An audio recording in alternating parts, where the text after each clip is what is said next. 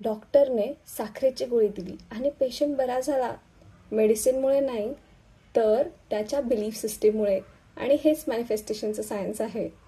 याला placebo effect असं म्हणतात. तर यात काय होतं, जेव्हा पेशंट गोळी घेतो त्याला असं वाटतं की तो आता बरा होणार आहे आणि त्याप्रमाणे त्याच्या ब्रेनला सिग्नल मिळतो आणि त्याची बॉडी रिस्पॉन्ड करायला लागते. हार्वर्डच्या रिसर्चनुसार 30 ते 40% पेशंट हे प्लासिबो इफेक्टमुळे बरे झाले. आता याचा उपयोग कसा करून घ्यायचा? Number 1 is clarity. तुम्हाला क्लिअर असलं पाहिजे की तुम्हाला नक्की काय अचीव करायचं आहे. Number 2 is belief. तुम्हाला तुमचं बिलीफ सिस्टीम स्ट्रॉंग असायला हवं की हे माझं गोल आहे आणि ते मला मिळणारच. Number 3 is act. तुम्हाला असं बिहेव करायचं आहे की जणू काही ते तुमचं ऑलरेडी गोल अचीव झालेलं आहे.